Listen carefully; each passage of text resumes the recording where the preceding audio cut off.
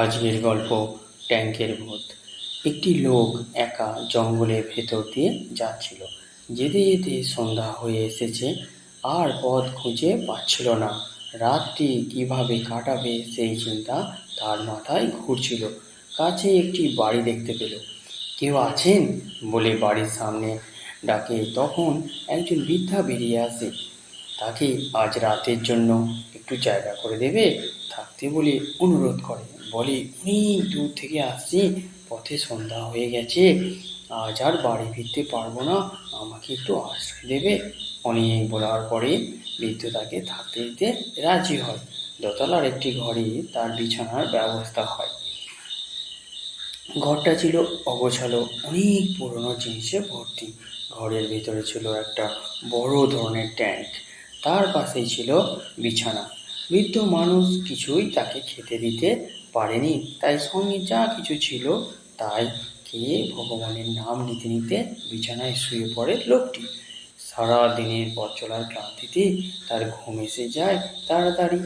এইভাবে কিছুক্ষণ ঘুমানোর পরে মাঝরাতে হঠাৎ তার ঘুম ভেঙে যায় একটা গোঙানির আওয়াজে। দেখে ট্যাঙ্কের ভেতর থেকে কি যেন একটা গোঙানির আওয়াজ আসছে। ভয়ে ভয়ে ট্যাঙ্কের কাছে গিয়ে দেখে তাতে তালা দেওয়া, তাই ভেতরে কি আছে দেখার উপায় নেই। আবার আলো নিভিয়ে শুয়ে পড়ে। কিছুক্ষণ পরে আবার ঘুম আসতে আসতে করছে, তখন হঠাৎ করে দেখে কে যেন তার বিছানার পাশে বসে কি বলার চেষ্টা করছে। ভয়ে প্রাণ যায় যায়, সারা শরীর তার কাঁপছে। খানিক পরে নিজেকে সামলে নিয়ে শান্তভাবে দেখে একজন অশরীরী সাদা রঙের ভূত। কিন্তু ভূত কেন তাকে বলবে? মনকে শান্ত করে ভূতের কথা শোনার আগ্রহ দেখায় লোকটি।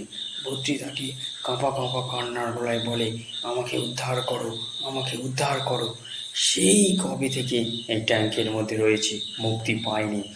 তখন লোকটি জিজ্ঞেস করে, ট্যাঙ্কের মধ্যে তুমি এলে কীভাবে?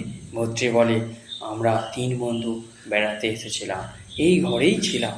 আমরা খুব আনন্দে হই হুল্লোড় করে রাতটা কাটাচ্ছিলাম, কিন্তু জানি না আমার বন্ধুরাই আমার শত্রু। তারা আমার প্রতি হিংসা করতো। আমার বাবার টাকা হাঁটানোর জন্য তারা আমাকে খুন করে ওই ট্যাঙ্কের ভিতর ভরে দিয়েছে, চাবি দিয়ে চাবি ফেলে দিয়েছে। তারপর থেকেই আমি এইখানে বন্দি হয়ে রয়েছি। অনেকেই এই বাড়িতে থাকতে এসেছে, তারা সবাই আমার ভয়ে পালিয়ে যায়। আমি কাউকেই আর এই কথা বলতে পারিনি। তুমি ভালো মানুষ, তোমাকে উদ্ধার করো, আর পাচ্ছি না এই ট্যাঙ্কে থাকতে। ভূতের মুখে এই কথা শুনে লোকটির মনে দয়া হলো। ভাবলো, ভূতটি তার কোনো ক্ষতি করেনি, তাকে উদ্ধার করা তার দায়িত্ব। এই সব কথাবার্তা চলতে চলতে কখন যে সকাল হয়ে গেল বুঝতেই পারল না। সকাল একটু বাড়তে সকালের খাওয়া বন্ধ রেখে সোজা চলে গেল থানায়। থানায় বড়োবাবুকে সব কথা বলল। তিনি লোক পাঠিয়ে দিলেন। ট্যাঙ্কের তালা ভাঙা হলো, খুলতেই দেখা গেল সত্যিই তাতে মানুষের হাড়ের টুকরো। থানার পুলিশ গুলি ট্যাঙ্কটাকে ধরাধরি করে নিয়ে গেল, আর সেই লোকটি কিছু হাড়ের টুকরো নিয়ে একটি মাটির কলসিতে ভরে গয়ায় চলে গেল। সেখানে নদীতে ভাসিয়ে দিয়ে ভগবানের কাছে প্রার্থনা করলো ভূতের মুক্তির জন্য।